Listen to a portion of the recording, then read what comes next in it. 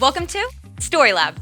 This week, we're talking about trust, while we look at the story of a man who had a lot to worry about.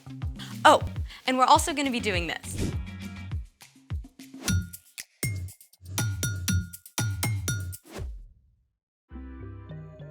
Hey, I'm Skylar, and this is Sebastian. And we're talking about trust, which is putting your confidence in someone you can depend on.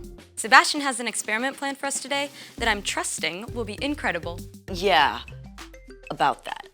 You said you have something really cool. I did. I do. So... I didn't actually test it out yet. you don't think it's gonna work? I'm just a little worried. Well, what is it? This. We're gonna have a snack? No, we're gonna balance these forks together at once on the end of this toothpick, on the rim of that glass. Seriously? See, I knew it. No. We should try it. You'll think it'll work? I don't know, but just because you're worried doesn't mean we shouldn't try. Well then, let's make it. Step 1, interlock the tines of the fork. All right, what if we, did it. That wasn't so bad. Step 2, stick the toothpick through the middle of the fork. And yes. So far, so good. Step 3, balance the forks on the rim of the glass. And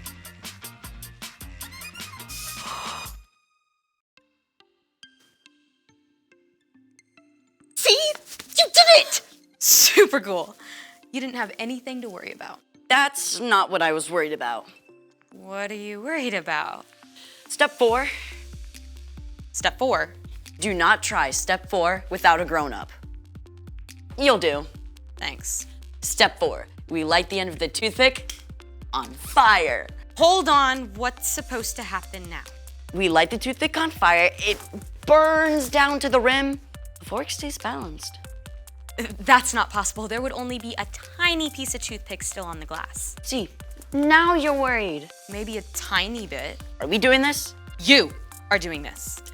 Countdown, please. 3, 2, 1. Fire in the hole.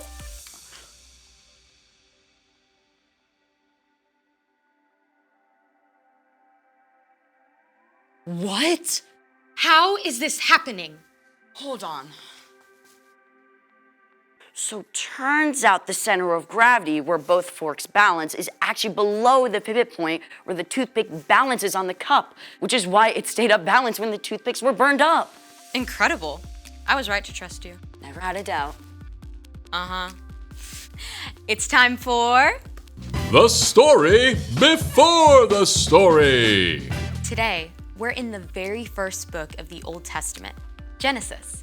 The incredible world God made was broken. But God had a plan to bless the whole world through one family, God chose Abraham, who had a son named Isaac. who had twin sons named Esau and Jacob. Jacob tricked his big brother out of his rights and blessing as the oldest. And Esau was so angry that Jacob ran away for more than 20 years, which is where our story starts. Take it away. Hey everyone, I'm Erica. Let's talk about Jacob and Esau. Things had been bad between these brothers their entire lives. So bad that Jacob stayed away for 20 whole years. Jacob had been living with his uncle Laban, and he had a big family of his own with lots of kids. But then, God spoke to him. Go back to your father's land and to your relatives. I will be with you. Now, if you were Jacob, you'd probably be feeling all kinds of things. First of all, you might be kind of excited about getting to go home after so long. But at the same time, when you last saw your brother Esau, he was so angry, he wanted to kill you. Is he still mad? Or has he cooled down? Maybe you can actually hang out and be friends, or not. Jacob set out with his whole family, and when he got close to home, he decided to play it safe. So, he sent a message to Esau. I don't want my brother to think I'm coming home to beg for help or anything, so tell him I've been staying with Laban and become wealthy. Now I hope I can please you. The messenger left and returned. We took your message to Esau, and now he's coming to meet you. With 400 men! Say what? 400 men does not sound like a welcoming party. 400 men sounds like an army. Jacob was worried. Jacob separated his family and his herds into 2 groups, figuring if Esau attacked one group, the other group could escape. But then he did something a little more helpful. He remembered to talk to God. Lord, you have been very kind and faithful to me. Please save me from the hand of my brother Esau. I'm afraid he'll come and attack me and my family, but you have said, I will surely give you success. I will make your children as many as the grains of sand on the seashore. Jacob held on to God's promises, and then he decided to show his good intentions by sending a little gift to Esau. Well, not so little.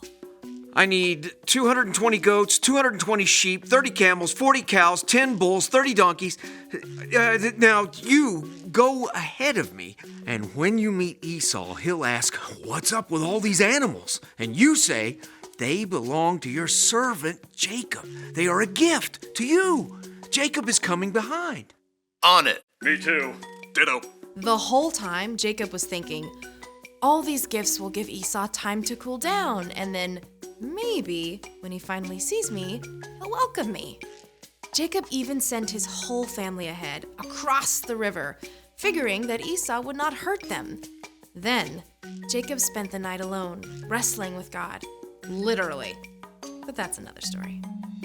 In the morning, Jacob looked up and saw Esau coming, with 400 men. After all he'd done, Jacob was still worried. But this time, he didn't hide behind his family or gifts. He went on ahead. And as Jacob neared Esau, he bowed down to the ground 7 times. It's the moment we've all been waiting for. The brothers finally meet. Jacob and his whole family are all tensed up because this could turn into all-out war at any second. But instead, Esau ran to Jacob. He hugged him and kissed him, and both brothers wept for joy. After all that time, their family was reunited. Esau asked, Who are all these people with you? They are the children God has so kindly given me. Why did you send all those herds I saw? I hoped I could do something to please you. I already have plenty, brother. Keep them. No, please, accept this gift. Seeing your face is like seeing the face of God. Then Esau went back to his home, and Jacob camped with his family in Canaan. The end! Wow. Jacob was so worried, but what he was afraid of didn't happen. Kind of sounds a lot like me today. I mean, I spend time stressing about something and then it turns out okay. It's super easy to do that, but you can trust God with the little stuff and the big stuff too. Jesus did that. I mean, even when he knew he was going to be arrested, he talked to God about it. And then he trusted God to be with him through everything. That's right. You know, talking with God is a big part of trusting God. So, what's our part in this story? Well, maybe you're really worried about a big test. You can ask God to help you study and give you a clear mind. And then trust that you'll be okay, no matter how the test goes.